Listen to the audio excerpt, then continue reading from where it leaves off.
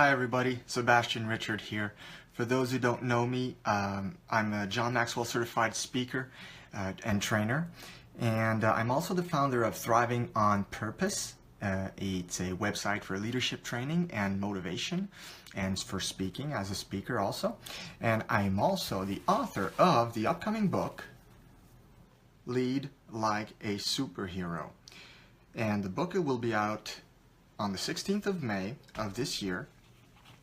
And the question I get a lot is, how did you write a book? How did you get to write that book? So I'm going to try to answer that as concisely as I can in this short video. I hope it will be short anyway. I'm hoping that this won't take more than 10 minutes. But I would like to tell you about how I got to write this book, okay? I call this video God's Boot Camp. The reason is sometimes God's going to call us to make big decisions in our lives. And these decisions can really be hard to make. Sometimes they're easy to make because we see God's calling as something that's going to be a big party, something great, something fun. Other times we see it as something that's going to be hard or difficult, and we hesitate before we say yes, before we embark and actually do it. So today I'm going to talk about God's Boot Camp. For my wife and I, we made a big decision 5 years ago. This 1st of March is going to be 5 years. We moved from our native Montreal and Laval in Quebec to Prince Edward Island. And it was a huge decision because we were leaving our families behind and everything we knew at the time to move to another province. And for those who are not too familiar with Canada, I know there's some people in the US who are among my friends. Canada's huge. I mean, and when you change province, we're talking hours and hours of driving. So it wasn't going to be easy for us to see our families anymore. So that was a big decision. But we made the decision at the time, first of all, because we were excited about the decision. We thought it would be great for our family. My wife would be able to stay home, take care of the kids, and also we saw it as a great opportunity to downsize a little bit on our income, and not our income, but our way of life. The cost of living in Quebec was higher, and by moving to the Maritimes, we were so happy to lower the cost of living for us and our family. So that's why we did it. And coming here, obviously, we had a picture of Prince Edward Island that was perhaps not quite what it really is. Obviously, we looked at the videos, the tourism videos, and we were really excited about the beaches and a lot of nice stuff, Anne of Green Gables. And we from our office back in Quebec, we were looking at those videos and we were pretty much dreaming and having fun. Hey, Claudia. Yeah, I do have a Canadian accent, a French accent going on here. And so we were looking at those videos and thinking, wow, it's going to be amazing living there. It's going to be awesome. It's going to cost less. The housing is not as expensive. So we made a big decision. After praying, after asking for God's guidance, we decided to make the move. And so we packed our car, and once we prepared the whole house and boxed everything and sold the house in Quebec. And so we parked our car, 2 kids, a dog, and we came to Prince Edward Island. And although Prince Edward Island does have its charm, especially in the summer, it didn't take too long. I think it took us maybe 2 winters to realize that, whoa, this was not going to be easy. Because the winters here in Canada are very hard, but on Prince Edward Island, they're even tougher. Actually, as I speak now, right through my window, there's a huge snowstorm right now. And the thing is, when there's a snowstorm on the island, the winters, they close down everything. I mean, life ceases, literally. And we didn't have that in Quebec. I mean, in Quebec, there was a snowstorm, they would plow the roads, and there would still be, like, you could still go shopping, you could still go get your stuff. It wasn't that bad. It was hard, but it wasn't that bad. So for us, it was a big reality check once we got to the island. And actually, it reminds me of an anecdote that was funny.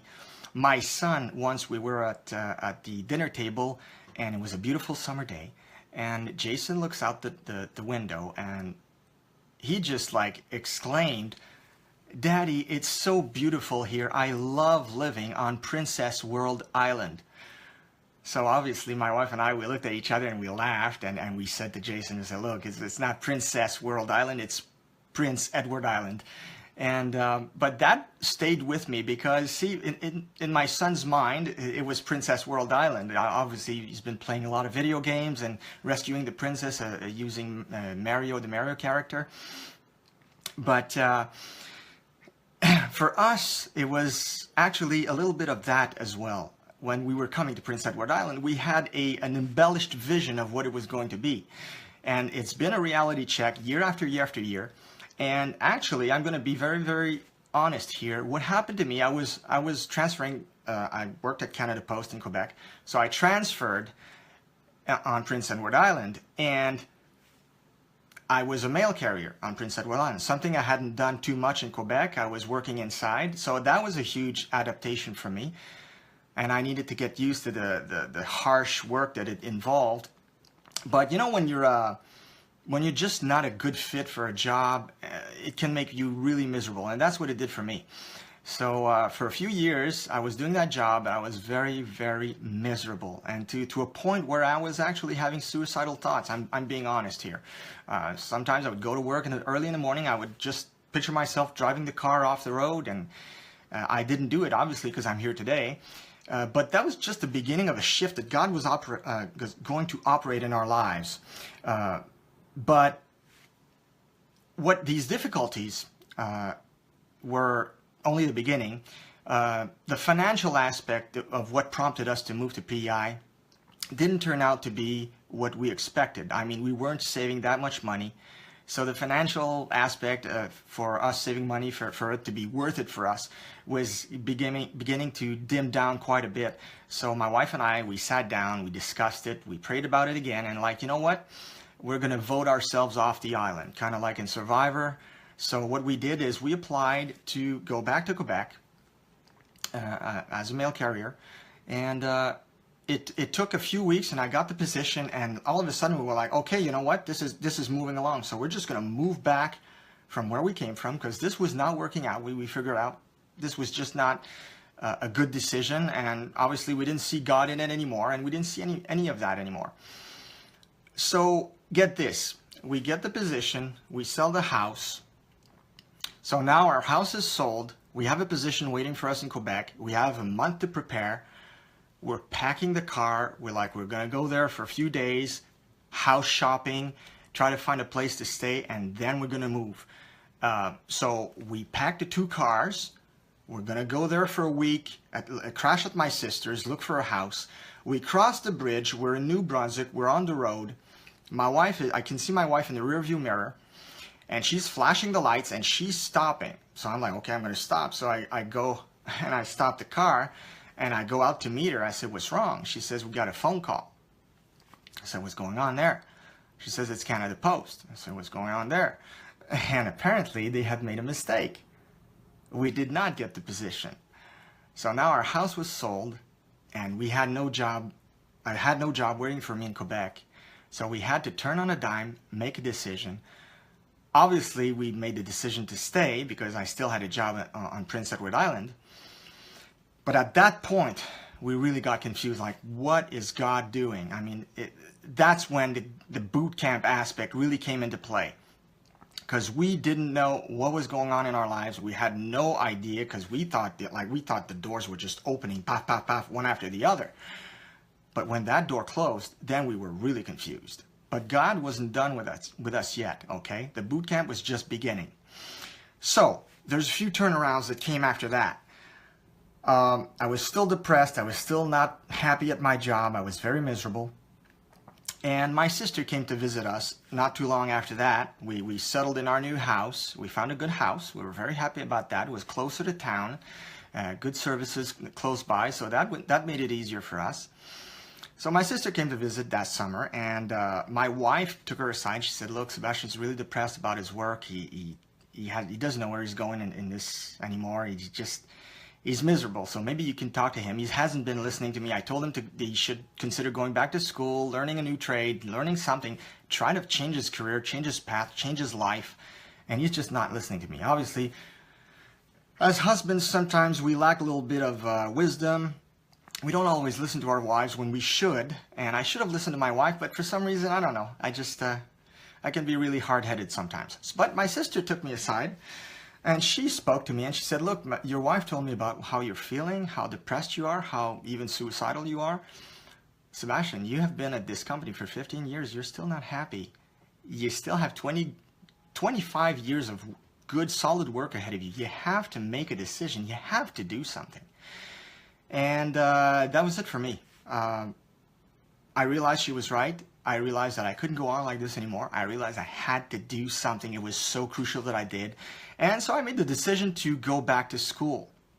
I made a decision to enroll at a university, long-distance education, to study translation, which was a very good thing for me because I was always gifted in French and English. So I thought it would be really good. So my first semester, the first course I was taking was Advanced English Grammar. And during that course, I had 2 essays to write. And both essays, when I wrote them, and remember guys, I'm French, okay? And both essays I wrote in an Advanced English Grammar course, I aced them. I got 100%. And my teachers were actually really enthralled. They were like, wow, this is amazing text, Sebastien. We're loving it. This is good stuff. And it really gave me confidence. And I was like, you know what? I'm a really gifted writer. And I knew I was a gifted writer because I'd written before. I mean, I wrote a whole book when I was 20 years old, but I wrote it in French. So I had no clue that I should embrace writing in English. Actually, English is a huge market. I mean, if you're a writer, English is the best market you're going to write your book in. I mean, this is the best thing. So that gave me confidence to start writing again. But I didn't have any book project at the time. So a lot of things happened afterwards. Another thing happened. So I went back to school, and then at work, I got a change of position. They were revamping the whole depot where I was working, so I stopped being a mail carrier, and I applied to a new position where I was sitting down at a computer looking at postal codes all evening and typing them in. It's not fascinating work, but it was a lot easier for me to do my studies during the day and to go to work in the evening, so now I was changing shift. I was going from daytime to evenings, which was hard on the family, but it was going to make it easier for my studies. So I thought at the time, and it was better, maybe a little bit of a better fit for me, although it's not a super fun job. It was a better fit for me than a mail carrier. So when I did that, a lot of things started happening as well because our financial situation still wasn't solved. We still had problems financially, my wife and I. And I said to my wife, and as a Christian, I mean, this is something you guys got to understand. As Christians, oftentimes we think, I should never pray God for money. I should never ask God for money. It's just wrong. The love of money is the root of all evil. It's bad. Money is dirty. It's bad, bad, bad. And that was silly thinking. It was just something I had to change in my thinking. Money is not bad. Money is neutral. It's what you do with the money. It's what's in your heart that's either good or bad. It's what you want the money for. I mean, you can want millions of dollars for yourself, or you can want millions of dollars to feed the poor. I mean, and the money is still neutral. So that's when I figured that out. That was a big plus for me. But another thing happened. One day I was at Chapters Indigo, which is a bookstore, and I was usually I always go to the same sections. History, I go to biographies, I go to spirituality, Christianity. Those are my sections. But for the first time, I was going in the business and finance section, which is not in my habit at all. I mean, I've never gone in that business and finance section before. And a book caught my eye. But when I say it caught my eye, it's really something that happened. God pulled me towards that book. And I'm talking from a subjective point of view here, obviously. But it's really what happened. Usually, I'm gonna choose a book, but this time the book chose me. And the book in question was Think and Grow Rich. And that book, I looked at it, I read the back cover, and it spoke to me. I mean, I knew I had to buy the book. I bought the book, I came home, and I remember what I told my wife at the time. I said, Liz, I think I bought a book that's going to change our lives. And it did. the book Think and Grow Rich, and you got to understand here, for those who don't know me, well, maybe this is giving you a glimpse. I'm an avid reader. I've been an avid reader for 20 years, okay? I read 100 books, hundreds of books, okay? And they were all nonfiction. But for me to pick a book like this was very out of character. But it was something that I really felt my heart was guiding me to. And it was. I mean, that was God's answer to my prayer. We started praying, my wife and I at the time, God, help us with money. Help our finances get back on track. We need to get out of debt. We need to solve our financial problems. And, you know, as a maybe immaturely thinking, I was thinking maybe some distant relative would die and I would get a check in the mail or something magical would happen. But that's not how God works most of the time. Sometimes he does that, but not all the time. And that was not one of those times. Actually, he guided me to the book that changed my thinking towards money. And the book not only brought me into changing my thinking towards money, but it brought me into personal development. And from that moment on, I started listening to all kinds of great speakers, Les Brown, John Maxwell, Tony Robbins. And I began drinking it all in. I mean, I became an avid personal growth listener and reader, and I was just eating it all up every day, maybe 5-6 hours every day. So I'm talking really intense. So that changed my life big time. And it also brought me back to my first love, because 20 years ago, I used to be a lay preacher at my church. So if there's one thing that I love to do, it was to talk to people to help them change their lives. And it brought me back to that first love, okay? And then one thing led to another. And I enrolled in the John Maxwell team to become a coach and a speaker. I knew I had to go back to speaking. I knew that was part of my destiny, and I went back to that first love, and I enrolled in it, and I've been happy ever since because I've been pursuing my passion. But here's the kicker. Not long after I enrolled in the John Maxwell team, I was at work. I was listening to a podcast. It had nothing to do with what the book I was gonna write, but for some reason, while I was listening, I started thinking about superheroes. And then I started thinking about, wow, Superman's a great leader.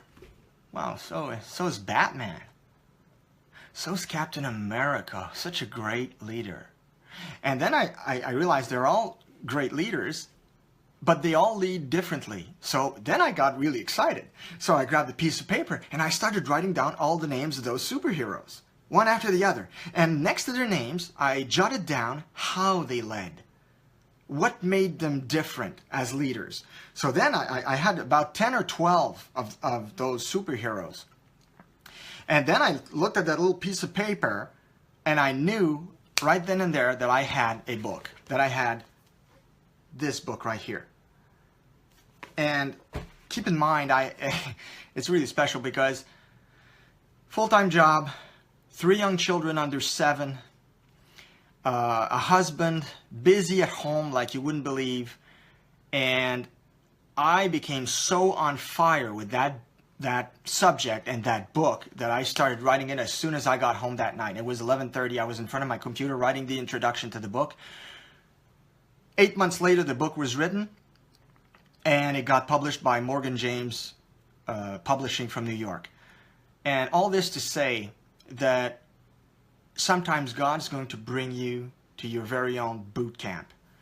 You may not know it at the time. When my wife and I moved to PEI, we had no clue what was going to happen. We just thought we were changing province and it was going to cost less. But God was actually bringing us out of our, I guess you could call it a comfort zone, although I wasn't very happy working there, but bringing us out of our comfort zone to a situation in which we would be forced to change our circumstances. I didn't like my life. I hated pretty much everything about it except my wife and kids. And I was brought to the edge. I was brought to a point in time where I had to make decisions that would completely transform my life. And it's when I started making those decisions, because I was under the drill sergeant, I guess you could call God the drill sergeant. Sometimes he's going to do that because God wanted me to be a speaker 20 years ago. And I kind of went the other way, a little bit like the prophet Jonah when he was called to do what he needed to do, and he just said, no way, I'm jumping on a boat, I'm not going to Nineveh, forget me. And God said, okay, no problem. And then he put him in the belly of that whale. Well, that was Jonah's boot camp. Our boot camp was here in PEI for 5 years. God pretty much broke me down and brought me, I guess he brought me the inspiration of desperation. I got to a point in my life where I was so desperate for change that I actually got out of that fear and started doing one thing after another. Boom, boom, boom. And that's when things started happening for me. Amazing things started happening for me. So the reason for this video is this. I don't know what you guys are going through in your life right now. We all have our moments when sometimes we're brought to our very limit. Sometimes it's through our jobs. Sometimes it's through trying circumstances. You might be going through a divorce. You might be going through difficult circumstances with your kids. Sometimes God will bring you to his boot camp. And do not shun his boot camp. His boot camp will make you learn valuable lessons. It's going to bring you to where you're supposed to be if you are attentive to your drill sergeant. And that's the thing. Our pain sometimes, we just try to escape it. If we're in pain, we're going to try to escape it by leisure, by doing all kinds of things that are going to make us forget about it. Maybe start drinking, start using drugs. But that's just shunning the pain. That's delaying the inevitable, delaying the breakthrough that could be yours if you actually say, you know what? I'm miserable, I hate my life, but I can do something about it. What do I really love? What do I really want to do? So the last 5 years for my wife and I were this. He brought us here. We believe this. We were just talking about it this morning, that he brought us to this island to make us change our lives completely. And that's exactly what's happened. Prince Edward Island will always remain that place for me where God decided to completely turn my life around. And I let him do it. That's the kicker here. You gotta kind of let go. You gotta stop being stiff-necked and say, no, I won't do it. No, I won't do it. And you gotta, at some point, you just gotta say, you know what? I've been thinking about this for a long time. I've been thinking about making this big move, this big change. I'm gonna do it. I'm gonna actually have the courage to change those things that I can and trust God with the rest. So that's how the book came to be. Like, for those of you who've been asking me this for the last few months, how did you write a book? How did you get the idea? How did you get the book done? That's how I got it done. I had to reach the end of myself to finally find myself. Okay, that's what happened. So, but writing a book is not something that happens just like that. Obviously, I'm an avid reader. Stephen King said, if you want to be a writer, you must do two things a lot. You must read a lot and you must write a lot. And obviously, I've been doing both for 20 years. So writing a book was for me. For you, it might be something else. You might want to become, I don't know, maybe you just want to own some cottages, or maybe you just want to start your own business, or there's so many things that we just don't do because we're too afraid to do them. I mean, I don't know what your thing is. My thing was writing and speaking. That's what my thing was, and that's what God's boot camp did for me. Stephen King also said, if you don't have time to read, you don't have the time or the tools to write. It's as simple as that. So look, guys, if this video encouraged you in any bit, be sure to share it with your friends, because all of us, eventually we enter God's boot camp. Eventually we reach a point in our lives where we're miserable, where we just can't stand it anymore. And it's make or break. You make that decision to move forward, or something tragic can happen. You might lose your marriage, you might lose your health, you might even lose your life. Some people actually commit the unimaginable. They take their own lives. And I came close to that, and God saved me from that. And I'm just so happy to be sharing this with you guys today, that if you pursue what you love, your life can totally change. But you need to be courageous about it, because it's not going to be easy. And when the going gets tough, the tough get going. That's what they say, right? So if this video has been a blessing to you, just make sure you share it with your friends. If you guys want to know more about me, if you want to follow me on Facebook, just go to my website, thrivingonpurpose.com. That's thrivingonpurpose.com. You can like me on Facebook, like me on Twitter, follow me there. So that's all. That's it. That's what I wanted to tell you today. So do not shun God's boot camp. God bless you.